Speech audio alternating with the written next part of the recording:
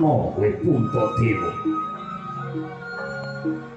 Wong sesukan dadu mongko totoane negara. Nyatane kowe kalah. 12 taun kowe sadulurmu nglakoni dadi wong buangan urip ana tengah alas Kamyoga.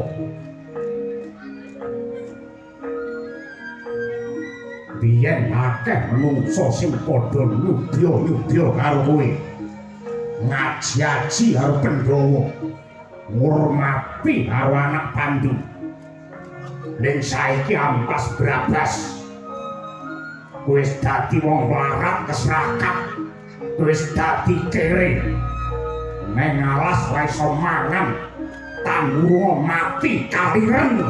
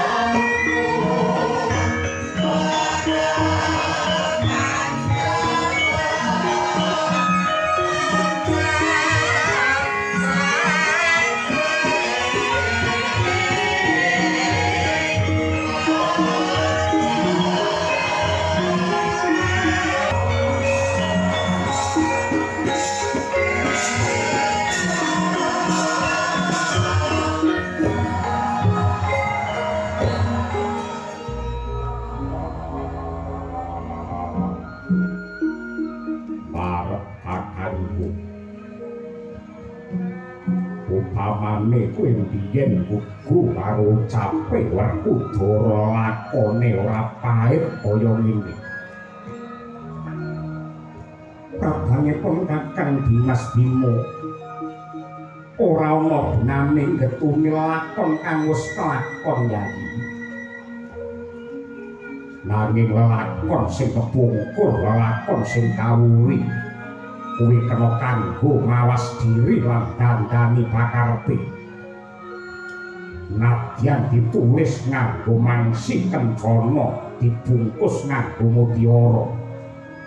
Sing jenenge wong dadu apa meneh nganggo totoan.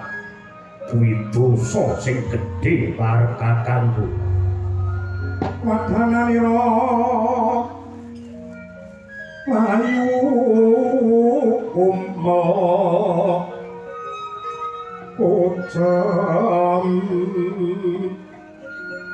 rahnya marah tani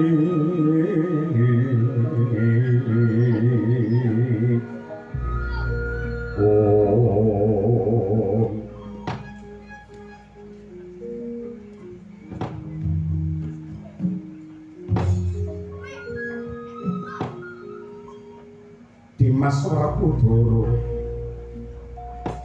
dadi dina iki Siadi ngluputake marang Puntadewa merga Pandhawa kabeh dadi korban. Pandhawa dadi wong alasan ana ing wana Kamyoga kene. Yen pancen Siadi nganggep Puntadewa iki dosa lan luput, dina iki aku arep nduk hukum nganggo cara sing kepiye aku mung bakal manut Werkudara. Barep yen Pandhawa wiwit biyen urip urip rekoso kelabrangan ning alas ki aku ora gumun. Nanging para gage saiki sawangen. Kakang Mbok Ratu Drupadi panjenengane kae putra putrine Narendra. Wiwit cilik urip mulya ning merga nuruti mungkare nafsumu. Saiki dadi wong popo riman Wulandara. Sawangen Kakang Mbok Drupadi erik maneh diure modal magel. mergo ajur atine nalika dicambak rambute diwirang-wirangke karo Dursasana ana sajroning pasamuan nalika sesukan dadu. Batinku ora tega ngawang kahanane Mbakyu Kudrupati sing kaya ngono. Werkudara ngerti ya Yodi. Sing nyawang karo sing nglakoni kuwi rasane durung karuan padha. Sing nyawang karo sing nglakoni kuwi rasane durung karuan padha. Yen saka penganggepe Werkudara Mbakyumu kae urip rekoso. Nanging yen manut ature Yayi Drupadi marang pun Kakang malah batine rumangsa marem lan ayem. Merga bisa dadi wanita ingkang setya bekti marang guru laki. Jumbuh lawan gawe para sepuh wanita ingkang setya kuwi paribasan swarga nunut neraka katut. Urip mulya ya ora sulap, urip rekoso ya ora ngresula. Mula dadi menungsa ki aja seneng ngukur wong liya nganggo ukurane dhewe. Sandangane wong liya kuwi sing trep ya sing duwe sandangan. Wong liya sing ora duwe sandangan aja melu ngenggo. Mergo sing mbok sawang karo sing disawang kuwi kala mangsa akeh bedane. Barep kejaba saka kuwi saiki mara gage pikiran kahanane kawulamu Ngamarta kang dina iki dicengkrem dening kamurkane Kurawa. Yen kawula Ngamarta padha urip rekoso lan keserakat sing dosa kuwi Pandhawa. Merga bejo cilaka mulya rekasane kawula Ngamarta kuwi dadi tanggung jawabmu. Kowe kuwi ratu. Bab iki kudu mbok pikir banger bacin butek bening mulya rekasane wong sak negara kuwi dadi kewajibanmu. Kowe nyangka dosa gedhe yen ora bisa mulyake wong cilik. Prampiwangkara pingken ler manguswa kang layon pinyo ilang memanis Werkudara aja banget-banget anggenmu ndiwak-ndiwakake karo Puntadewa. Aja nduk anggap lamun aku iki wong resik, Puntadewa iki wong suci. Aku iki uga titahe pangeran ingkang awujud manungsa sing mesti kadunungan luput dosa lan lali sing kabeh mau pancen dadi sandangane titah. Nadyan to manungsa kuwi mesti nggendong keluputan lan dedosan, nanging manungsa sing apik kuwi mesti gelem mawas diri, dandani pakarti, banjur mertobat kanthi tumemen lair kandas tekan batine. Aku rumangsani. Aku ya rumangsani yen aku iki dadi punjere keluputan. Mula ing alas kamyapa iki aku ewang ana ngesot lan sujud marang purbane Hyang Agung supaya Puntadewa entuk pangapura Yodi. Ewa dene yen pancen Puntadewa ki nduk anggep memala lan wisa ingkang kebak dosa. Sing dadi jalaran kasangsarane Pandhawa lan kawula sak negara Ngamarta. Aku lila nampa pidana. Mara gage kuku Pancataka kuwi tancepna ana jantungku Werkudara. Wah.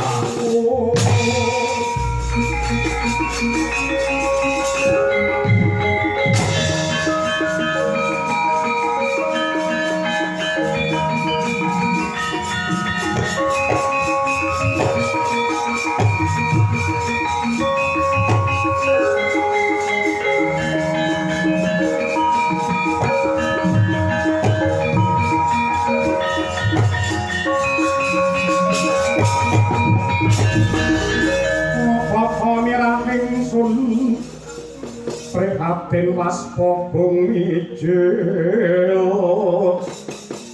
suku tahatan pokaryo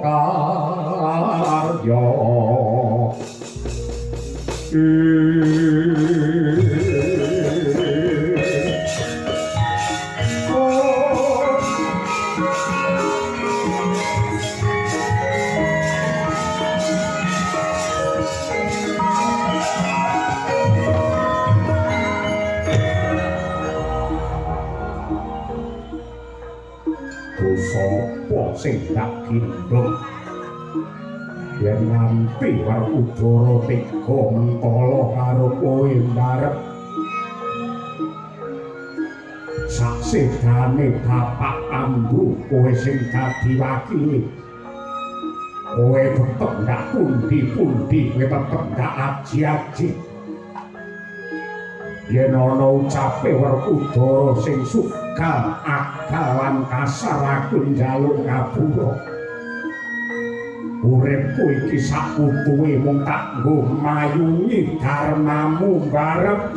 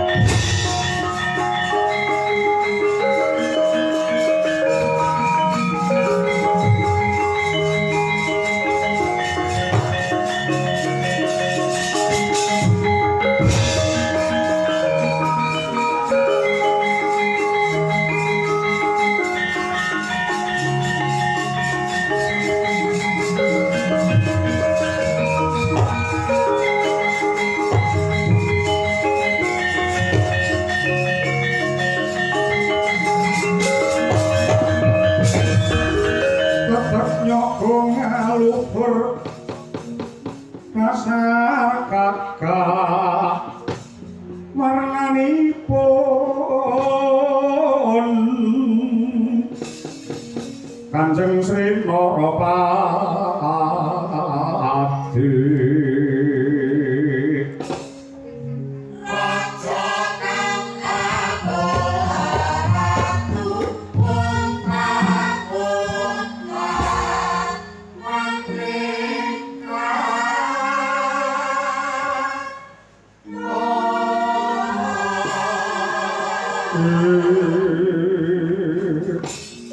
jagat Dewa Bathara jagat Mangestu Bapak Durna Welewetes wonten dawuh ya. Paman Patih Harya Senggono inggih kasinggihan sakrampunge pasewakan agung negara Ngastina mau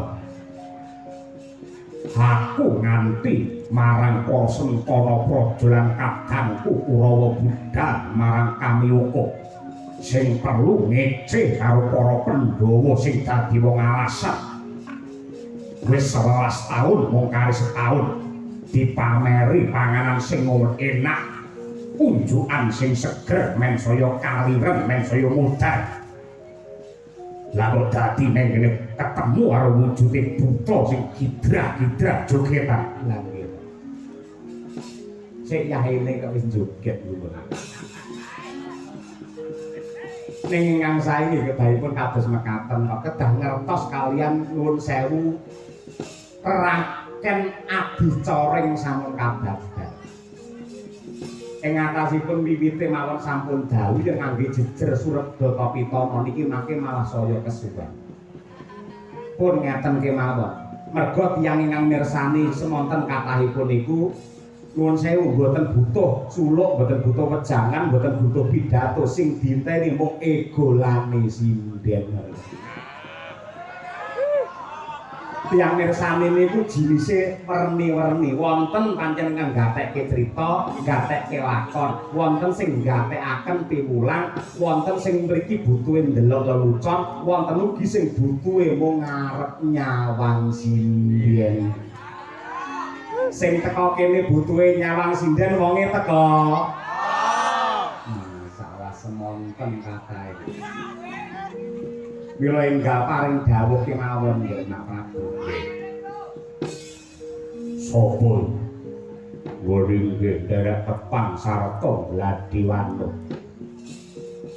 kala tanpa rupa kula menika ratu saking negari Luwa Barong atmajanipun Suwargi Prabu Nagabaya nami kula pun Nagagombang Prabu Nagagombang kasinggihan jiwa Yektosipun kula menika badhe minggah wonten Stinggil sowan wonten ngarsa Paduka Sinuwun Prabu Duryudana kedadak wonten tata wates mriki pinanggih kalian Paduka mila sisan damel kula nyuwun palilah kula badhe matur. Apa sing bakal kula aturake Naga Kumbang? Nuwun sewu tiyang sepuh kula. Rama Prabu Nagapaya rumiyin menika pejah ingkang nyirnakaken nenggih satriya Ngastina utawi Ratu Ngastina ing nguni ingkang kekasih Raden Pandhu utawi Prabu Pandhu Dewanata. Saged-saged kula jinejer dados anak bisa mikul dhuwur mendem jero ngaromake asmane wong tuwa mulyakake tiyang sepuh ingkang sampun suwargi. Inggih nadyan nuwun sewu kabaripun Prabu Pandhu sampun seda ning Pandhu anggadhahi tedhak turun ingkang naminipun Pandhawa, Puntadewa, Werkudara, Janaka, kembar Nakula Sadewa. Kula kepengin mlebur centang, kula kepengin males pati, gandeng sampun kaloka bilih para Pandhawa menika mengsahipun Paduka Sinuwun Prabu Duryudana mujudaken klilip mungging netra satru mungging cangklakan. Kula nyuwun palilah kula badhe babati para Pandhawa. Bagus.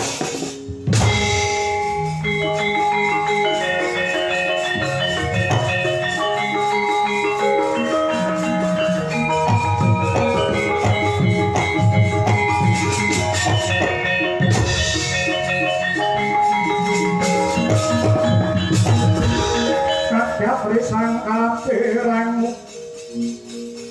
pinangko kinempet-kempet dosang reknaning bawana ya situkang walang ngabdi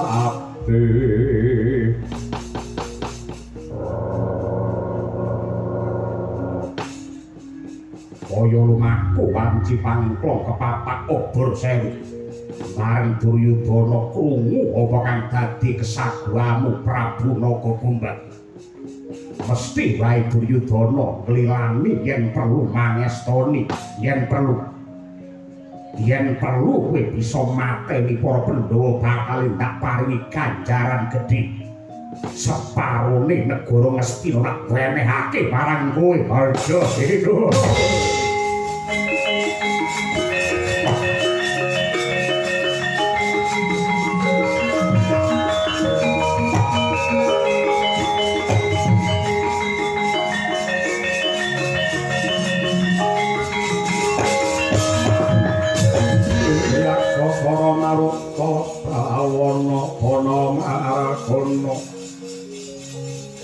Amirana lan parayang aturaken panuwun tanpa upami Kanjeng. Dene Paduka badhe paring sih nugraha dhumateng Naga Kumbang ingkang agungipun kados mekaten. Malah ripalungguhan samangke daya-daya kula nyuwun pamit. Kabar semebar warta rata ripalungguhan samangke para Pandhawa nampi paukuman Paduka merga kalah sesukan dadu mapan wonten ing wana Kamiyuka. Jaya-jaya kula nyuwun pamit kula tingkese para Pandhawa. Duga-duga digawa ati-ati aja nganti keri Naga Kumbang hebaten hal. Enjing kita umur saking jroning praja ingkang bawa kosmo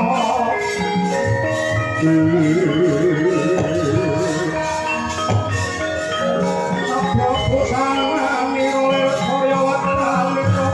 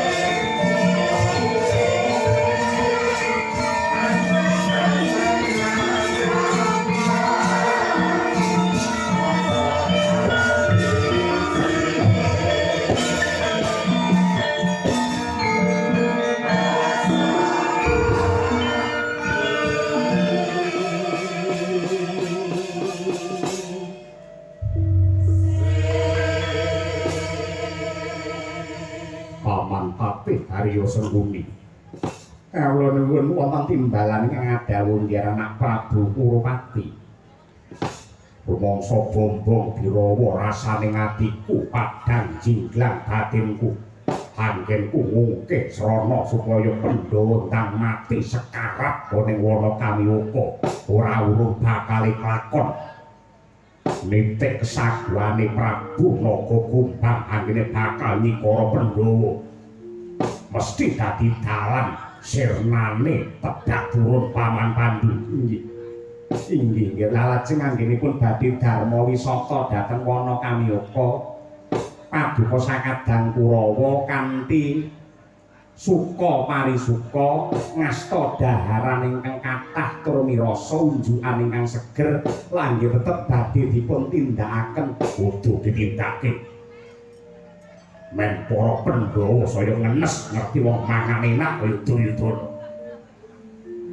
Nuwun sewu nggih, nuwun sewu. Kitosipun kula menika tiyang sepuh, kewajiban kula menika caos pemut dumateng nuwun sewu anak Prabu sakadang Karasata Kurawa. Mbok nggih sampun. Boten perlu paduka menika sia-sia dumateng para Pandhawa. Kawontenanipun Pandhawa sak mangke menika sampun wujudaken bab ingkang ngenesaken sanget sengsara sanget. Parandira malah badhe dipun paeka ing kados mekaten menika nuwun sewu napa mboten ngesaken. Dasar ben. Jenenge musuh kok mesake piye? Tetep badhe lo damel Pandhawa kang mutar alon-alon. Nggih, monggo menawi kados mekaten kula namung caos pemut. Lan lelampahan yang kababar menika mesti kemawon badhe kinarya kaca Brenggala tumrap lelampahan ingkang dipun pirsani dening jagat saisinipun nggih.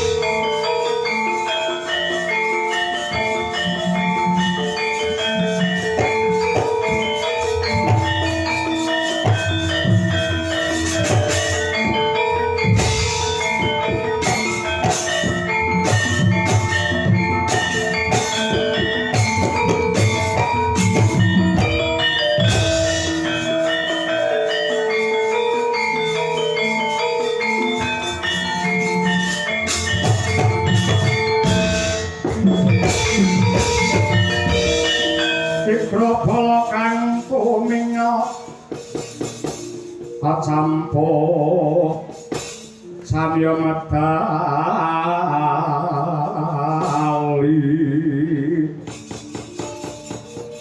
wong perkate wilating kata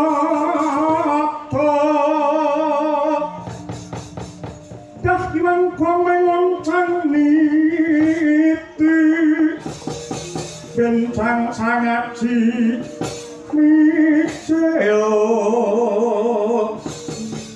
Ladinya ngedali wuwus terus-terus Surawilaka kaya buta singa ragil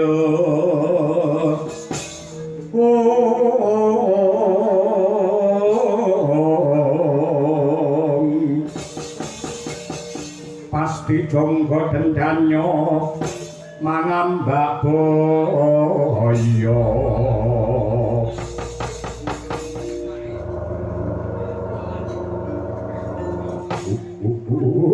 nadal wadya bala saka negara Guwa Barong inggih Kanjeng Sinuwun kaliyan sumadong dawuh inggih sinuwun wonten dawuh apa to darunane wadok ndak awe cedhak saya ndak raketake ana kewajiban lan jejiban sing kudu ndok santun Naga Kumbang wis antuk palilah saka Ratu Ngastina Prabu Duryudana anggenku bakal ngokok getih Pandhawa kula kamangkono ripalungguhane iki aja wedi kangelan ketatno prawadya bala siaga ing diri sawega ing gati budal marang wana kamiyoko nuli inggih boten langkung sendika ngestaken dawuh keparipun bidal benjang menapa nadyan to sambung obor colok lintang rambatan pundak budal dina iku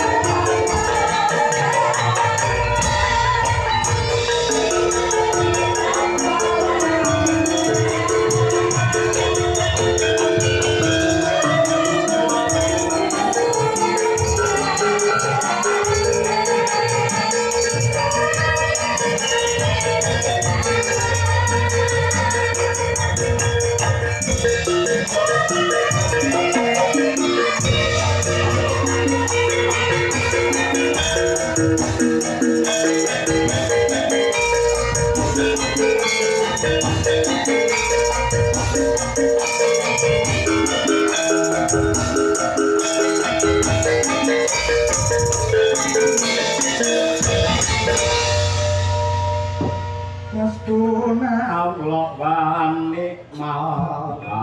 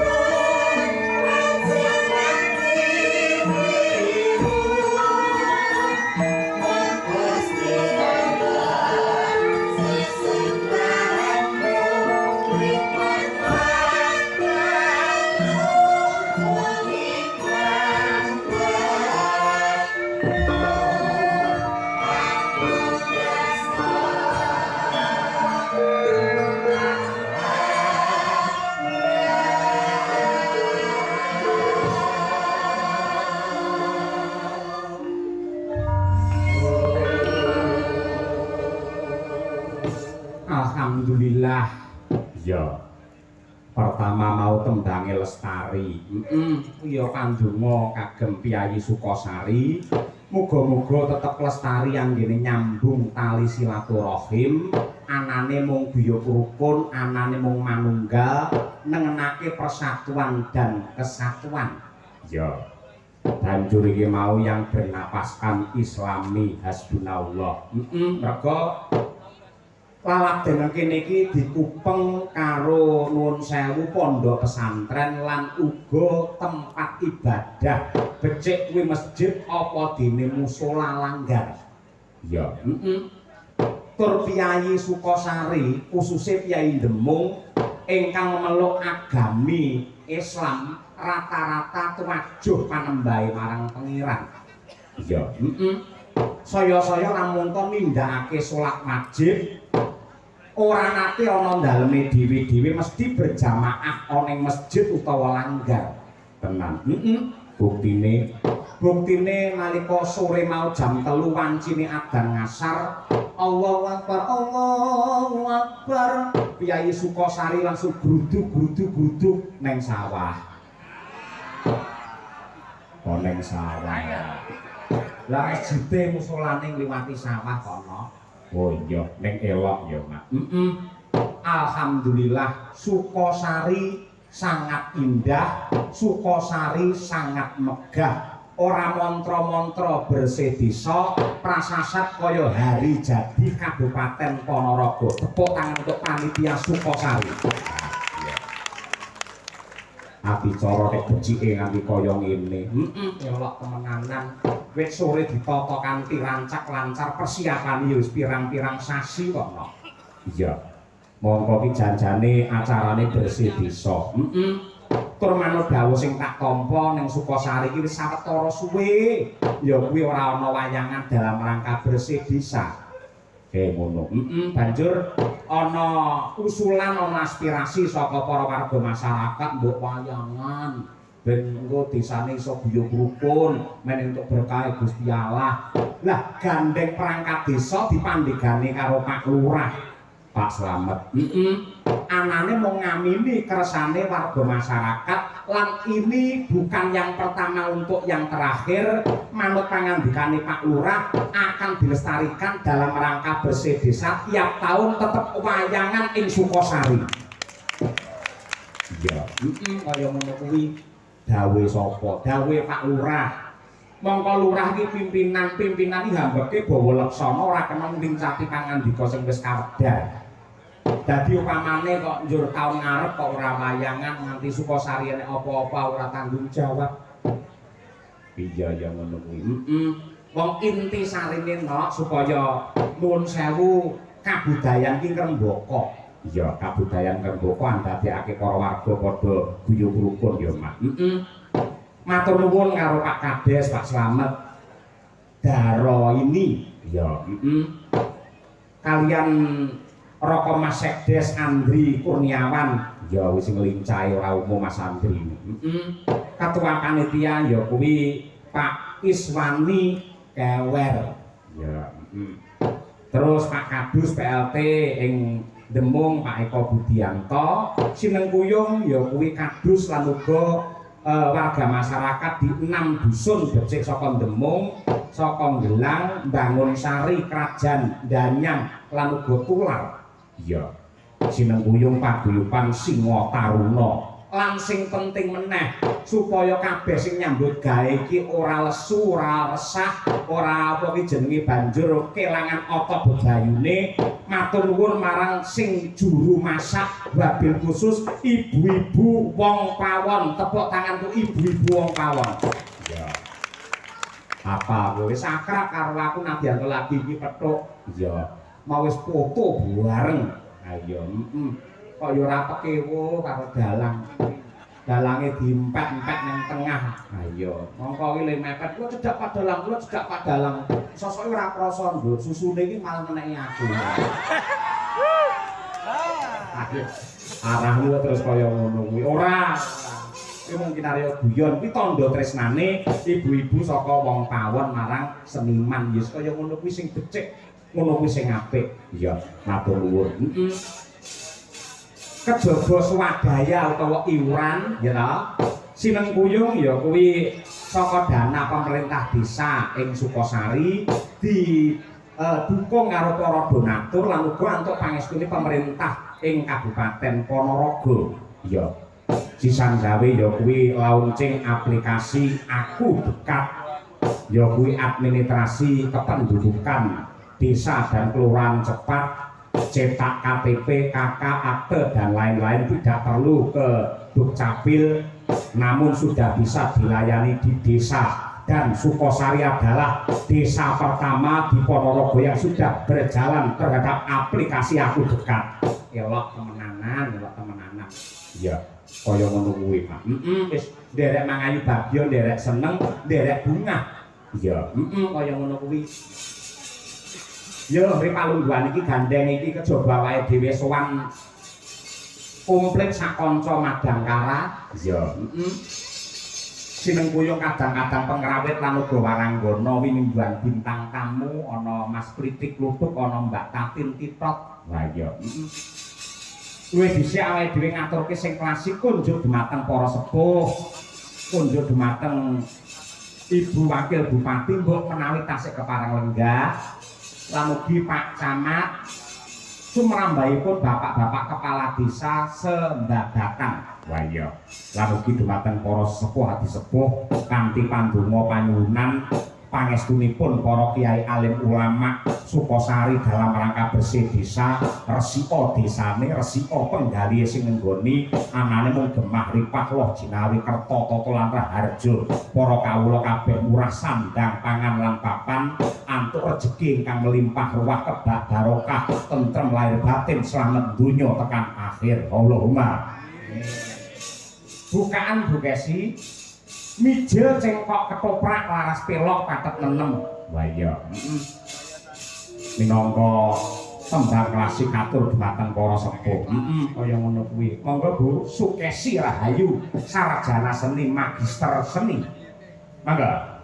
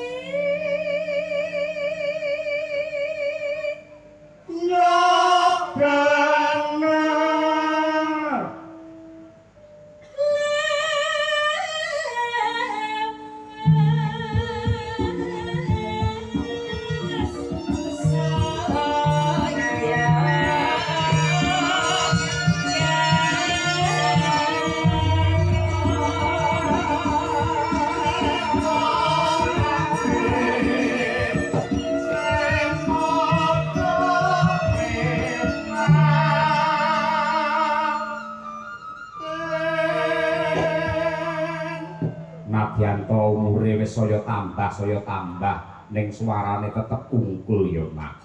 Sapa? Bu Kesi Rahayu. Awake yo saya lemu. Ya, tandha lamun to piyayine iki tentrem. Ora tentrem jane, mangane akeh. Oh iya. Ya, Bu.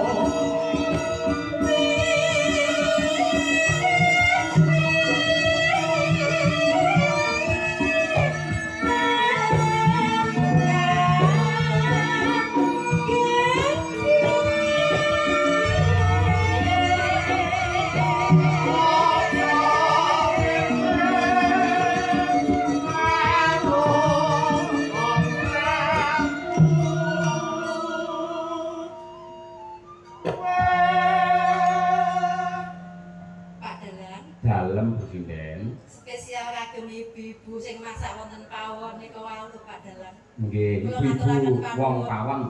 Wong pawon. Bu halo ibu. Matur nuwun sanget pun dimasake sotone enake ra umum. Sesuk aku digawake ya Bu ya. Ya nyuwun pangapunten ibu-ibu lan bapak-bapak. Bu Kesi le matur pisanan orang rembug babakan bersih desa malah ngomongke panganan. Ya. Pancen Bu Kesi ini sampun kondang bilih dados sinden Surabaya. Malah. Pancen kaya ngene sing digleki ya pangan, panganane lair lan panganane batin. Ngono kuwi. Mangga Bu.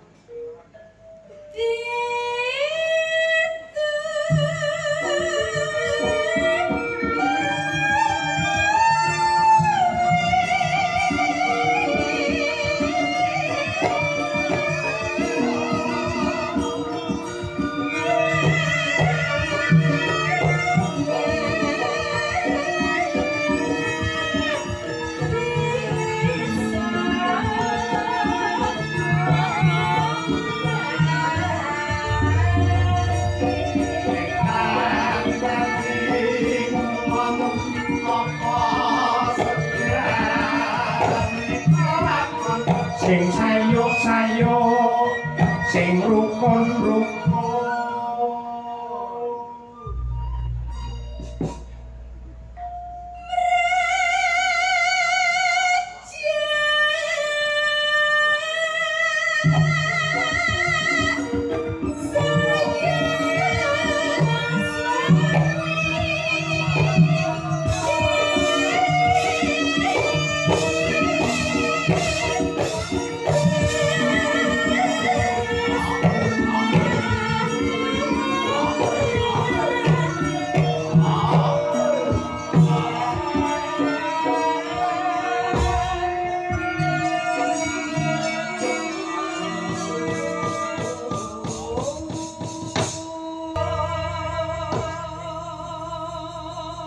Matur sembah nuwun Bu Kesi. Ya, ya ripalungguhan iki menghemat waktu ingkang ngaturake bintang tamune. Mas Kliti kalian Mas Plutuk pun rawuh nggih. Alhamdulillah sampun rawuh. Monggo ditumpakke prau layar men minggah wonten pepanggungan. Ya to? Dados.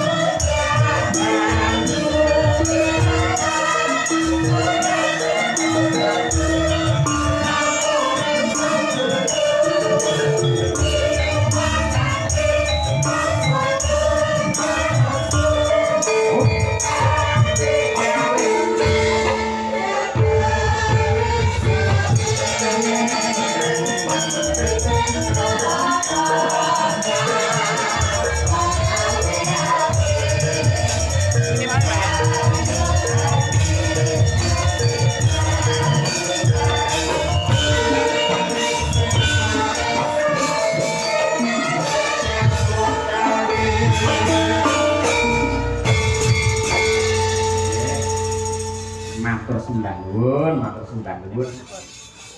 Sugeng dalu Mas Kliti. Alhamdulillah sugeng dalu macane Yulimbo. Sehat nggih Mas nggih? Pikantuk berkah pangestu panjenengan ridho saking Gusti Allah Subhanahu wa taala. Sedaya pinanggih bakas kuwarasan mboten wonten prubeda nek sabikala. Syukur.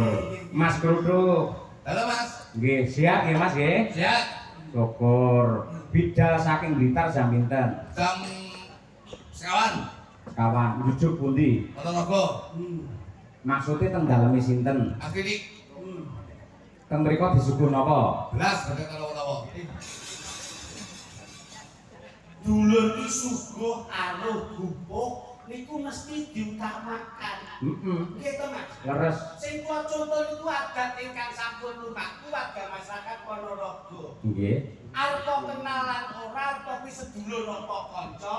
Nggih. Nek jenenge nyambung silaturahmi kuwi mesti gupo suguh aruh nika dipun engko dados tunggal. Leres tata kramane piyai Jawi ngoten niku.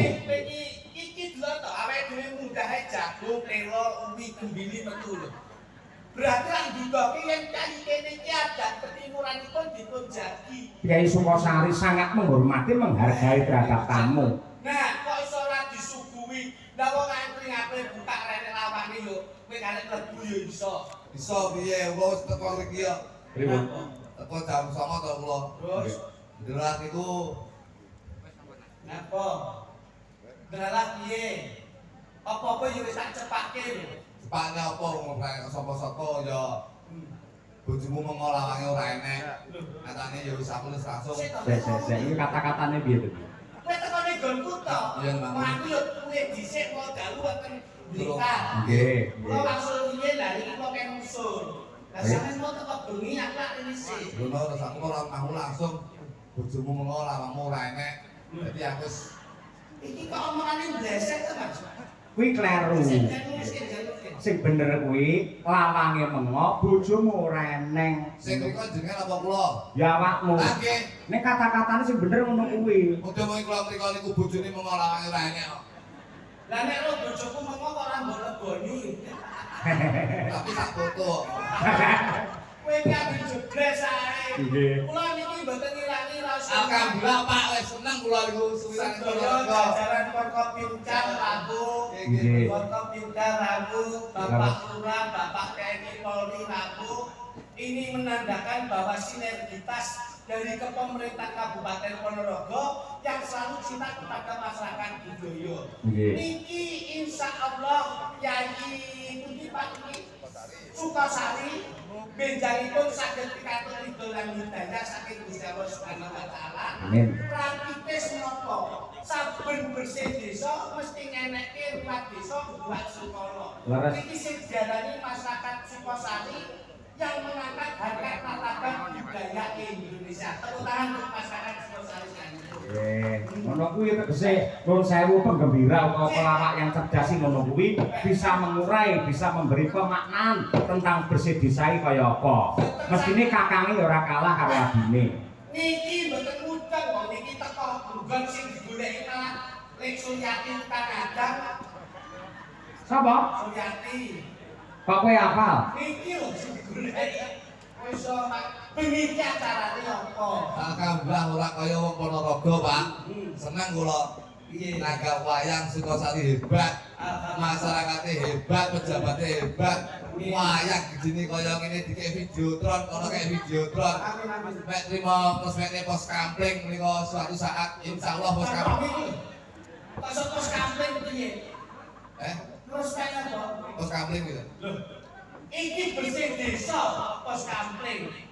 Iki bersih desa ngilangi Sukerto sekalahan desa. Leres, adat istiadat desa. Aku ki melu seneng lho Mas. Pripun? Masyarakat iki itu nek digawe kaya ngeten iki duduk sama rendah, berdiri sama tinggi.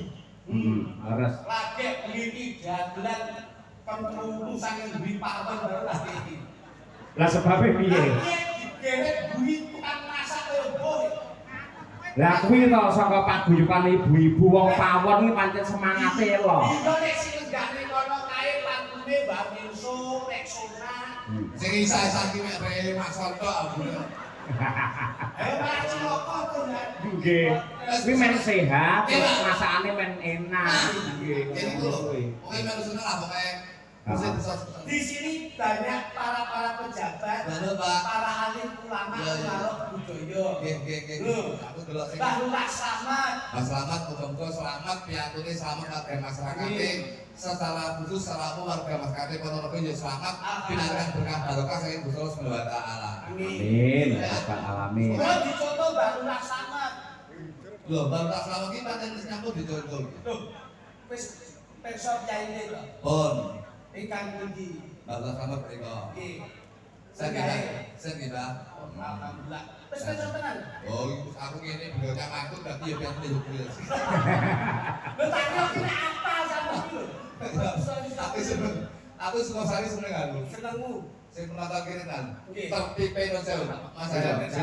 Tertibnya penonton ora kaya Ponorogo. Ini bisa dijadikan barometer penonton yang selalu menikmati harkat martabat budaya yang ada di Indonesia. Nyatanya lenggah sampai nih Mbak menikmati budaya Indonesia. Jadi tepuk tangan istimewa penonton. Alhamdulillah. Amin. Nggih. Suka sari nih penonton mek ligoto oleh ngadeg aku didumi karo panitia. Niki salah satu negara bahwa saya Didumi matane kuwi. Kayak bakul. Kuwi bakul kok iso didumi. Iki wong bakul wong ngider kok iso. aku didumi panitia. Lah iki kuwi padha malah berkah ya. Nggih. Tegese piyai wayangan, piyai bersih desa iki perekonomian berputar. Ayo. Sing entuk rezeki ora mung dalange, pengrawite sindene, pelawake. Ning klebu ingkang kepareng dodolan teng Jawi, ugi pikantuk rezeki lantaranipun Sukosari anggenipun bersih desa. Amin. Niku. Kula Mbah Lurah Slamet dipun pujaken nggih Mas Cahyo. Insyaallah beliau anggenipun lenggah dados lurah lurus dan terarah, insya Allah semakin amanah membawa desa Sukosari semakin berbarokah. Allahumma Amin ya rabbal alamin. Mas Kritik tak tesek iki gandeng bersih desa Sukosari. Apa penjabaran dari Sukosari? Nun sewu, kalau dengan bahasa akademisi itu kan beda, penerapannya juga beda. Kalau Sukosari itu ada 4 suku kata Mas Cahyo. Leres. Sukosari jadi 4 suku kata. Su itu adalah suku masyarakatipun boten bedaken derajat lan pangkat sugih lan larat. Sedaya menika ingkang makempal dipun wastani umat insyaallah bersatu menjadi masyarakat ini membawa nikmat di dunia dan akhirat. Luar biasa ya. Kedua, kondusi bagaimanapun selalu digolong nyawiji guyub pun bangun desane ben makmur wargane. Nggih. Satukan tekad, satukan jiwa untuk menyongsong bersih desa Sukosari lebih meriah. Terakhir, Ringan tangan, kok kene-kene nek nyambut gawe yo nyambut gawe bareng, gotong royong yo gotong royong bareng, urunan yo urunan bareng. Luar biasa ya, sing apik iki kaya ngene iki. Sampeyan pinter, sampeyan cerdas tenan. Secara analisis beda, Pak. Rupa gawa rega. Bener. Lah nek kaya pet kapsul saka tekan iki sapa sing ape? Giri Lusi tan kena kinira. Iki kakangmu mesti luwih canggih, luwih pengalaman, luwih cerdas. Apa elek ini Mas? Nyapa? Kemproh. Elek yo pinter kok. Kemau wis menjabarkan Sukosari, gandeng sing dadi pangarsa kene lak Pak Ngades. Asmane Pak Slamet Daroini. Nah, per suku kata Slamet Daroini. Nah, Mas Klutuk silakan dijabarkan. Slamet Daroini. Salah. Isinmu ya isinku, wirangmu ya wirangku. Mergo aku yo ning kene. Aja sampe ndesek. Mas Cahyo ditimbali saka Surakarta. Iso. Aja ngisi-ngisine lho ya sing apik. Kan arang-arane Ponorogo. Apa nek iki live streaming. Aja nganti mirang-mirangke dulu. Mergo yang nganti sampean wirangan, aku yo melu wirang. Kritik melu wirang ya to. Nggih. Sebuah batu senyari bumi. Bener. Jadi paling tidak usaha kata harus ditata. Kita adalah satu tim. Jadi dalang, sinden, penabuh, karo pelawak ini satu tim. Lek apik-apik bareng, lek elek bareng. Ngono kuwi. Lah ngono to Mas. Mbak Kesi ngomong melu ngomong Ngapa kok lawan iki Kesi? jago kan dhewe-dhewe. Coba Pak Slamet. Ya, napa? Ya Pak Slamet Daroini. Pak Slamet iki mbok jipuk saka ndi? paling tidak Tak dulu sama balik desa. balik desa. Kowe iki petugas apa iso juga? Maksudnya ki ngerti yo Pak Slamet itu nyapor. Lah linggong to lho. Masa akrobat. Iya nih, maksudnya ki dalamnya Pak Slamet ada apa? Khusus. Baca kok bodoh banget toh sampe ki. Maksudnya ki sedikit banyak kamu bisa melihat Pak Slamet itu seperti apa. Lah iku lho piantune maksud anu kowe. Ngene lho, Pak Slamet lah kepala desa. Lagi? Di dalam mustoko atau kepala Pak Slamet ada apa? Sama nggak? Masalah. Ah. Dadak tak ronsen kowe. Oh, bener. Pak Slamet. Itu beliaunya. Yo. Aku tuh nih Pak Slamet nggih. Saya dulu ya. Nggih, Pak Slamet. Slamet. Di sana langsung angel. Ah, dari kok cakep-cakep Pak. Selagi saka tembung selamat. Lagi sama itu dari arti apa? Lah iya, dua suku kata. Selamat rumah. Nek digabung, Selamat. maksudnya perpanjangannya selamat itu. Selamat. Tak bocor kok. Hei, tegese iki selagi Tadi piye? kok. Mati piye? Terus lo jelasnya terus kan kok. Selamat selamat Pak. Ayo. Muga-muga selamat pejabatnya, selamat masyarakatnya. Insya Allah beliau yang ngasto dari Bapak Kepala Desa, yang selamat pejabatnya, selamat masyarakat. Insya Allah masyarakat akan dekat dengan pejabat dan pejabat akan mengayomi masyarakat. Alhamdulillah yo ngono sik tak jan iki yo. Pinter iki. Oh, iya. Ora ono jog iki jog itu semuanya sama Tuh, betul loh Bos. Masa kita satu tim. Oh, kok, satu ya? tim loh, Pak. Iya bener. Terus saiki mat to? Mat, Mat. mat, mat, Ayo. Gosok kowe. mat, mat, tadi katakan ngomong memetri. Memetri, kita betul. Iya. Memetri apa? Memetri nguri-nguri. Nguri-nguri. Beliaunya wong Jawa ora lali karo Jawane, bersih desa nguri-nguri kabudayaan Jawa. Nyatane sudah terbukti bersih desa yang Sukasari ora nanggap liyane yo nanggap wayang budaya Jawa. Alhamdulillah. Mula sing diarani budaya ya agama, mula Mbah Slamet, Mbah Lurah ngagem sangka. Nyapa kok ngagem sangka? Mergo lek nggih helm dikira pemadam kebakaran. Astagfirullahaladzim. Kurang rampung lho. Apa? Loh, Pak Slamet daro ini dah.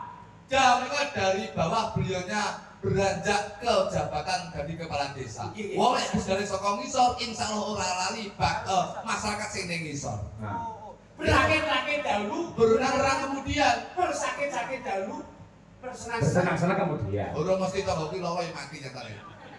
Pepatahnya ngono kuwi. Tapi kleru niku. Nggih. Coba Pak. Bener. Dan kita sama dari bawah. Terus roh. Rocky Rono Rene delok di masyarakatnya sing kekurangan. Apa kabut cipoki lho.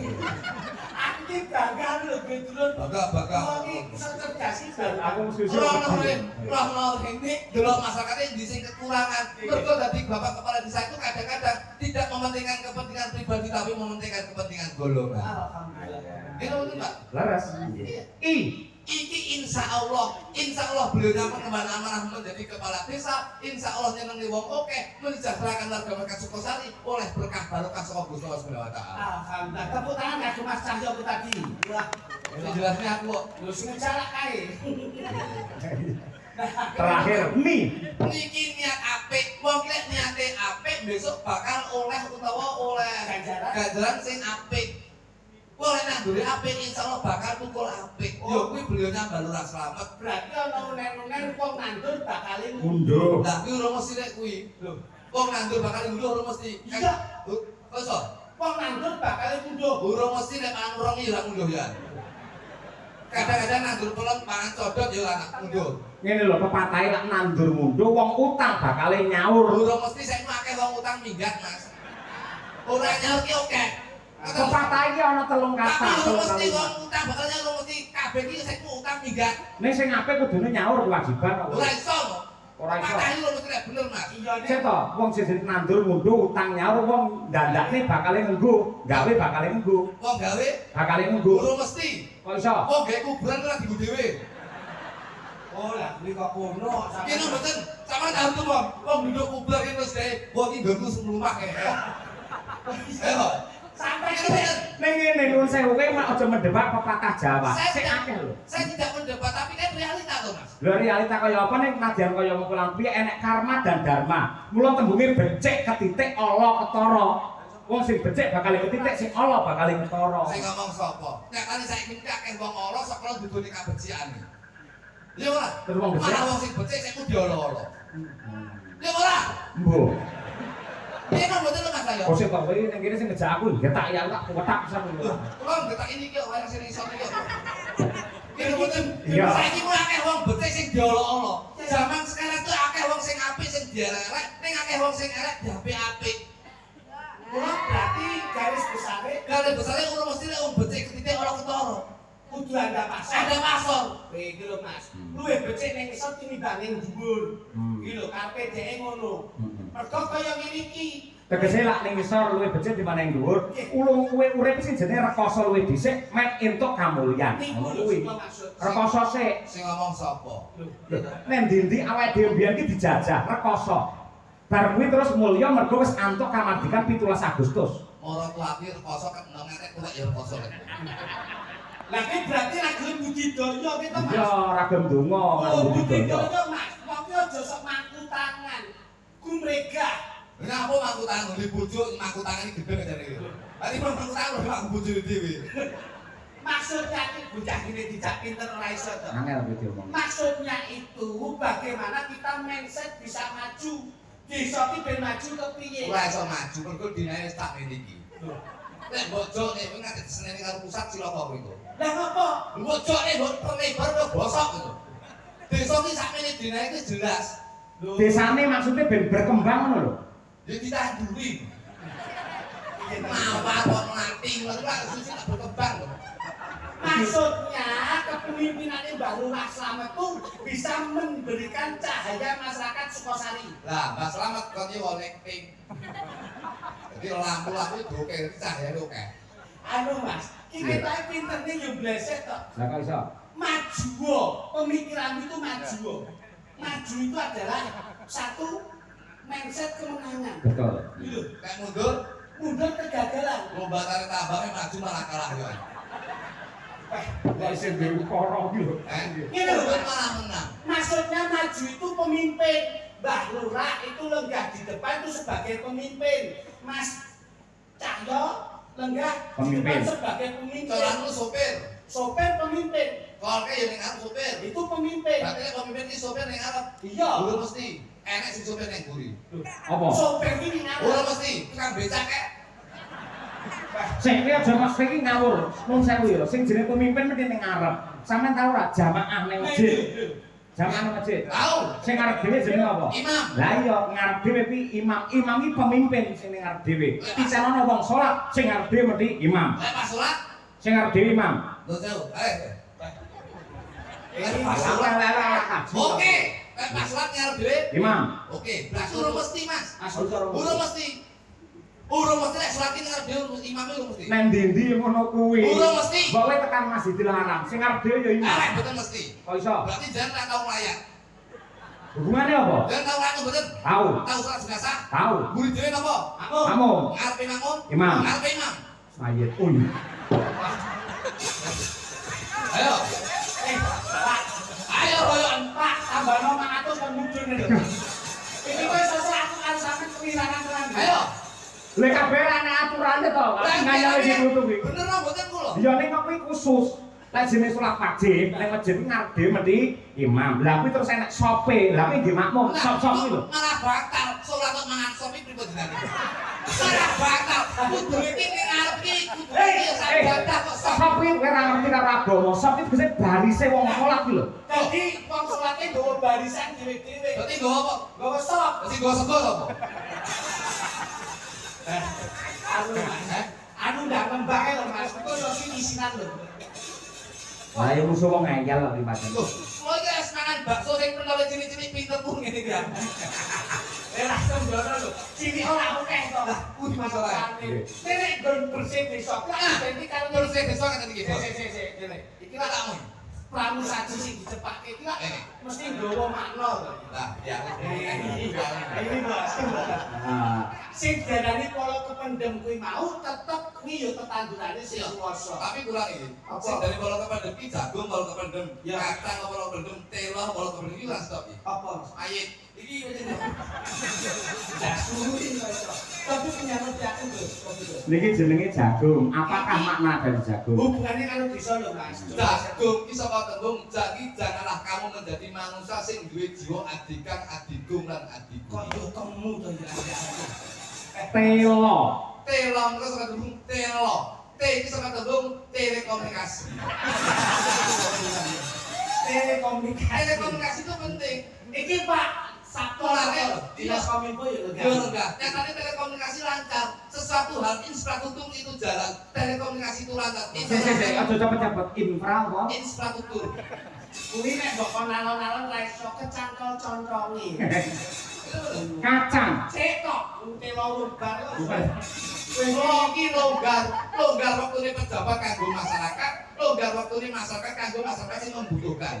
Wontenipun jagung ingkang sampun kasebat dipun susul kawontenanipun telo, lajeng kasusul inggih paring asma kira uwi. Uwi ki ketemu usaha. Wong kene ora bakal ngiduh tetap usaha. Piye maneh desa iki lebih maju menjadi desa barometer seluruh Kabupaten Ponorogo. Wontenipun uwi lajeng kasusul nggih menika wontenipun jenang. Jenang menika tembung jen menika jenang. Jenang menika tembung jenang. Omongane wong bingung kuwi. Jenang. Wah, Wis to mung lak akeh to. Jem jenenge dadi menungso ora lali manembah marang Gusti kang lebih kuwati Gusti Allah Subhanahu wa taala. Nyatane ibu limas yo ngagem jilbab. Patane Nang ki saka tembung wong kene ora golek menang, Pak. Wong ki luwih becik rebut salah tinimbang rebut bener. Wong ki luwih becik nyuwun pangapura tinimbang njaluk pangapura. Gimana meneh pangapura? Sampun kaprit kita saking nggih muka kawontenanipun jenang lajeng dipun susul wontenipun jadah. Jadah menika saka tembung jati jaganen uripmu kanthi njebel saljadah. Elok bocah-bocah. Saya ngerti. Dadi sampean nyepelino jamaah nganggo sajadah. Oleh. Cuk, kowe berarti kulino jamaah nganggo sajadah ngono. Nggih. Nggih piye? Tahu nganggo sajadah. Tahu. Pas sujud piye? Pas sujud ora tau ndangak kula. Dadi kusuk tenan. Busuk piye metu ketantol. Wontenipun jadah tasik wonten inggih menika arupi tape. Tapi takwa. P iki kepiling. Lajeng wonten wujudipun gedang. Gedang iki insyaallah gedayane masyarakat Suposari oleh Padang. Ingkang pungkasan nggih menika kacang. Kacang iki kirim niku aja kakek cangkem. Wah, ya mau tak nerjemane kacang ning arep ora gelem. Kae dijegok ngaten. Sorry. Maaf. Ini iling-ilingin. Sak goleke kanca bakat tim titas yang saya regem gaya. Ya. Oh, langsung sempat Mas, sempat. Serba. Oh ya. Duduk.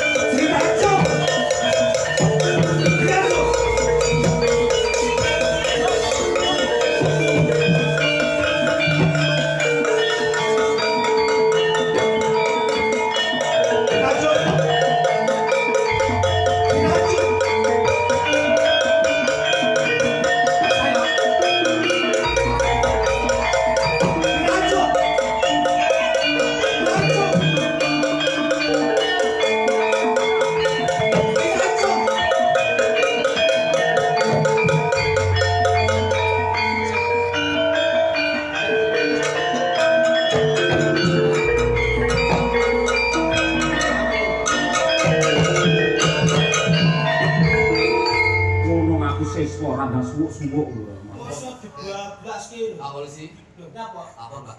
Nyapa Mas? Ada kasus pencurian potongan Pak. Lah wong iki yo kesuwen ora ndak diwereske kok iso. Ngono yo. Aku kan menika dipun lajengaken. Lajengaken. Sik, iki piye manut jenengan? Pripun? Ada request fragmen ketoprak andi-andi lumut. Oh ngoten. Arep ditantu andi lumut. Ayo pilih dhewe. Ayo. Wis langsung kulino ro yo. Anda dulu jape. Wis tak dene walah. Ya. Apa? TBD. Apa Mas dulu ki ya? Tipis-tipis. Ayo triplek. Tapi ben ora kerkasake dahar kok iso manusamu. Kalau kasus ini dia. Jangan gitu lho, Pak. Iki nyawang panganan bae kok iso. Ada lumut lho, sik. Dadi apa iki? Penting apa? Ora terus diteke kok dilanggur kayak iki piye? Kowe takon nganggur sik iki ngenteni Mbah Lurah. Ku kadung teoke ra iso ngapa-ngapake. Ayo, kowe. Ada lumut.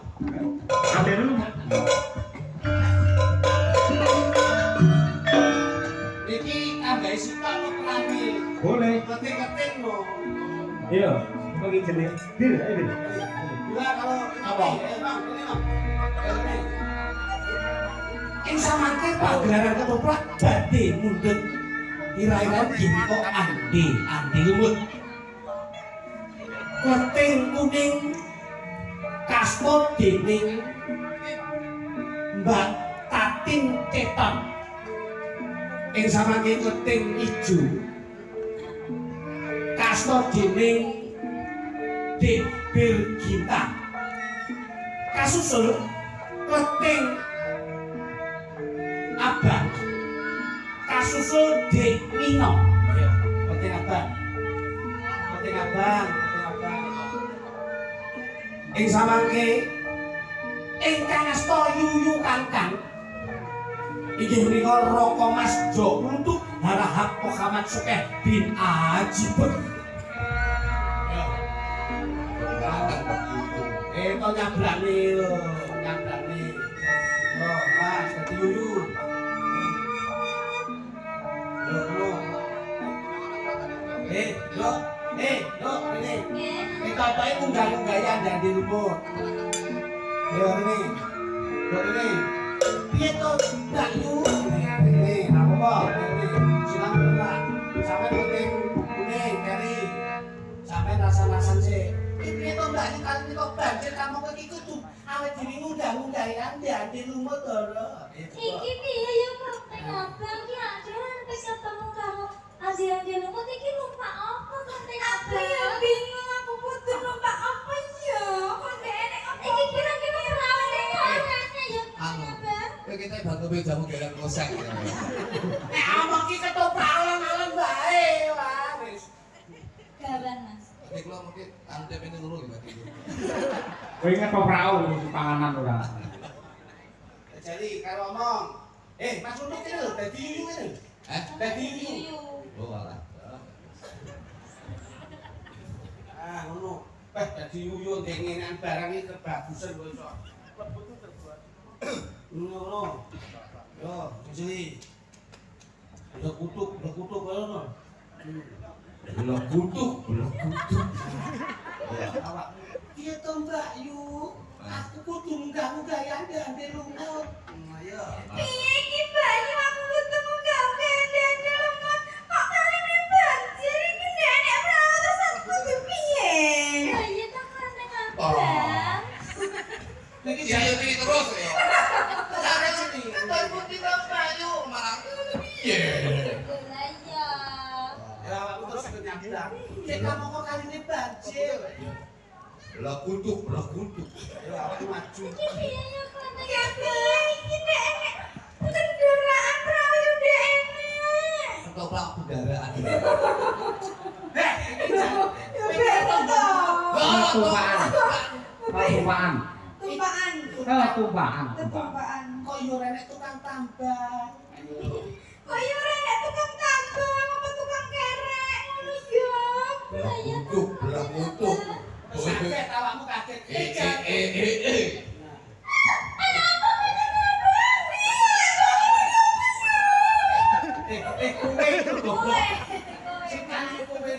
iki ceritane. Aku yuyu kangkang. Kowe sapa? Aku kelenteng ijo ya Kakang. Kowe sapa? Iya ya Kakang, iya kok iso mau? Lah iya, Kok iso mau?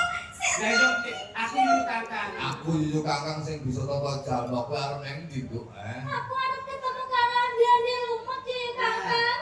Iki ngono kaline jambir, kowe kudu Banjir kok jambir. kaline banjir. Wis kono gendang nyabrang, Nduk. Nah ayo. Ini caranya ndak ngerti. Nah terus sambung terus. Yen kowe ora ngerti kowe Jangan ciyu tenang.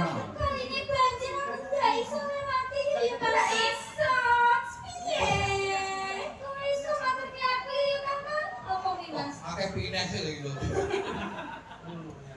Kowe numpak gegerku kene tak sabrang nih. Kok dhisik apa aku dhisik?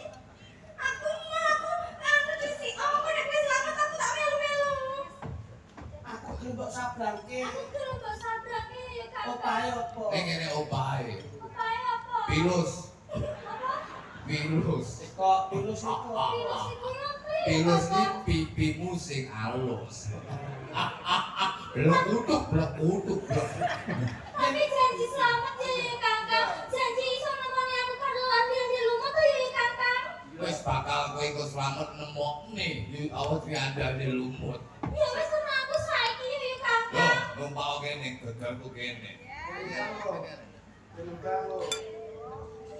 Waduh iki. Lah, ini iki aku wis mulai bojoku tak takek karo sini. Bojomu ndelok ning YouTube lho. Sun.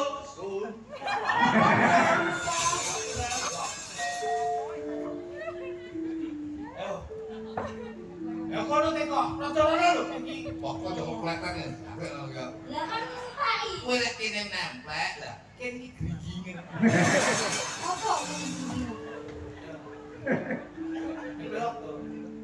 Son sabrangke Bocah ayu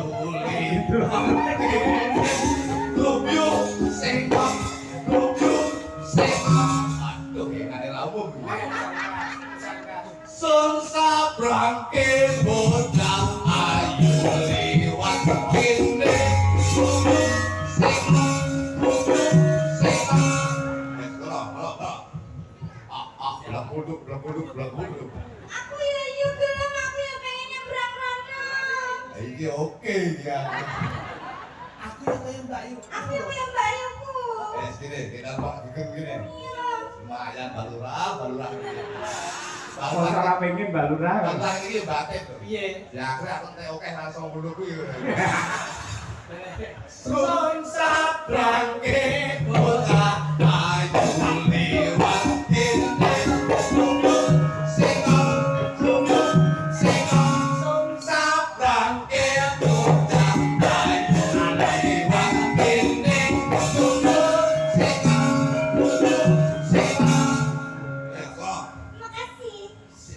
Makasih. Yo, kono omahe ada dulu ketangku gak oke ada dulu. Atau nuwun ya Yuyu. Terima kasih Kayu.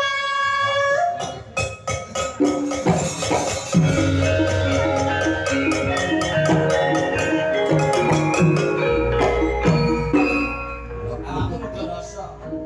Kepiye caranya aku iso nyambung kaya dayu-dayu kuwi lho. Ya, ini kebiasaan aku sama gawe kayu mau. Mama kali ini banjir kaya kita kaya aku iso nyebrang lho. Bayangan tulung sapa sing iso nyebrang aku ngono lho. Iki nek kene kaya rene wong kaya. Blakunduk.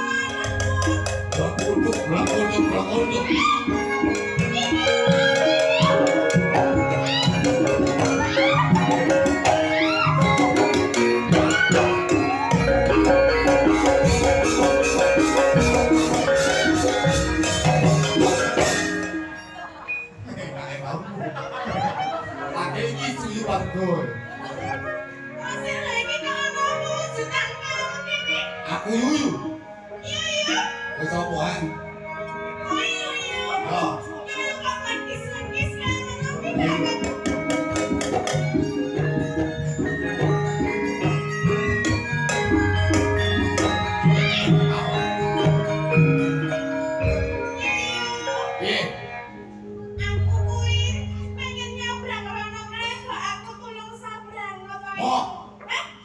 wedi. Ketok emang bayi-bayi ku mau aku ki nusul bayi ku sing wis tekan kono mau mbok sabrake. Tak sabrake no gawe cili-cili yo ayu. Aku gawe bisa ngono, aku ora kuat. Wis kowe nyabrang dhewe kono, he. Kok sing apa aja ngono kuwi lho. Lho iki Ayo kae wong wedok kae mbak-mbak iku aku ya wong wedok kae cantik aku ya cantik lho. cantik. Aja banci nek maju abrek lho kowe yuyu. Kitane yuyu kok bareng saya. Wis to, biar ketok yuyu tenan. Kowe nyabrang dhewe, he. Aku mau nabrak kowe. Lah apa bedane karo bayi-bayi ku sing mau kae? Kowe pengen nyabrang? Pengen. Kowe nyabrang? Pengen. Ning ngene opahe. Opahe apa? Opahe piring. Apa? Piring, kita ayu kompok ngono ya. Masih lho. Aku yang nggawa piring. Piring kuwi pipimu sing miring.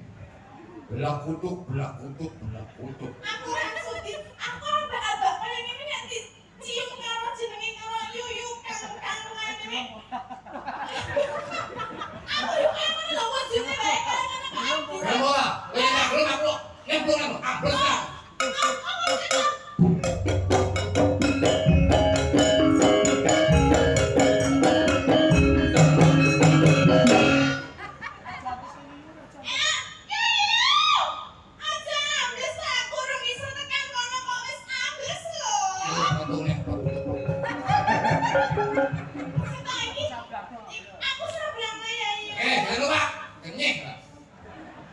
Yuyune kejem ya.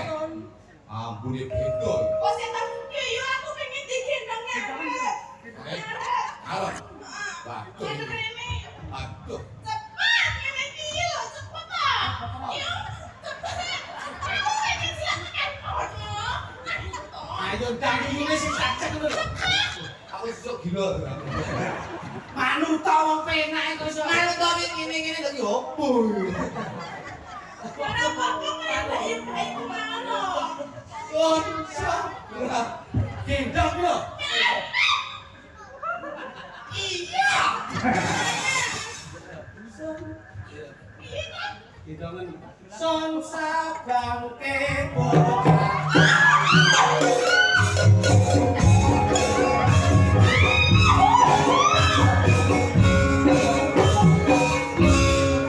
Aduh, bapakku. Yuyu. Yuyu, sik.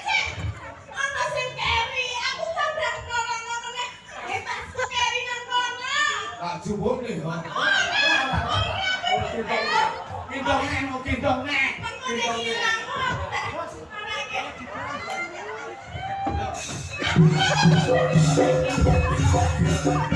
Tasmu lho, tasmu gowane tasmu. Tasku mau di.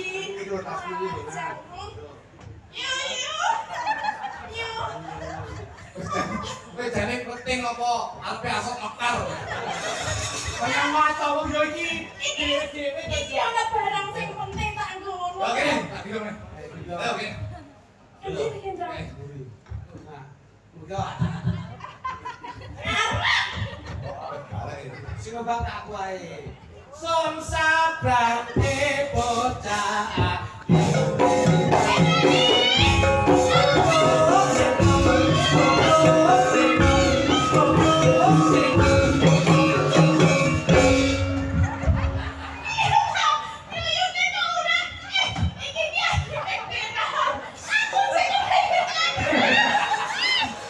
Yuyune beser.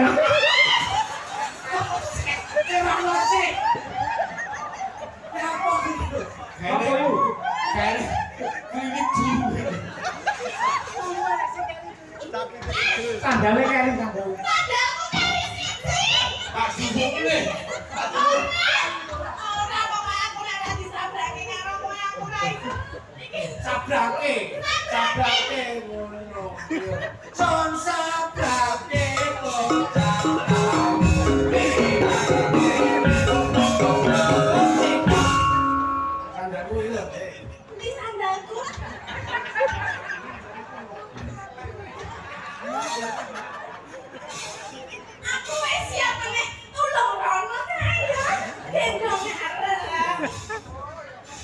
Klothing kuning sandale lili.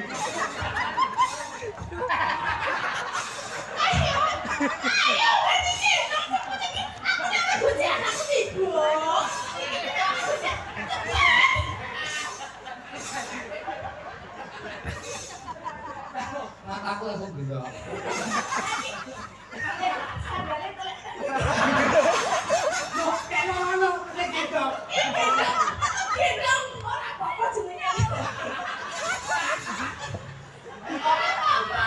Iki request lho, ada di rumah kok. Yo kamu dulu iki ngawur ya. Ayo. Nah, belak gitu sih. Song sabang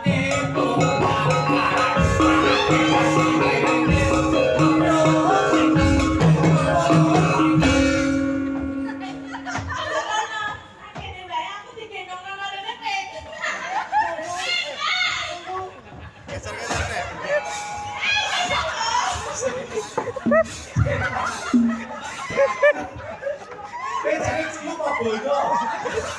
Wong cuyu esok lho. Aku gak mampu dadi cuyu aku. Selama kok ora coba sih cuyu. Mosok yo. Pokoke rame ngene yo. Lho sing njaluk ramen yo. Piye lho wong andane lu nak mesti gawe cuyu to. Ah iya komplitnya kudu ngono kuwi. Sampeyan yo ngono bolak-balik gowo tas tanggal. Iya perkara bolak-balik dino ya ora masalah. Lah iku betul ya.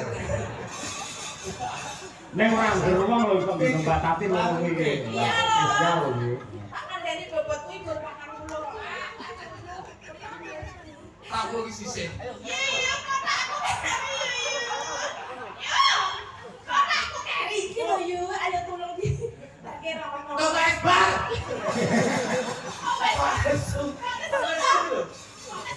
Kayak ini cuyu tuh. Ini cuyu piye? Kok Mbak tadi dangu napa? Nggih, niki sekedar kathah ngawala, Mbak. Nggih. Jengur kira Kae dibalani sik kae.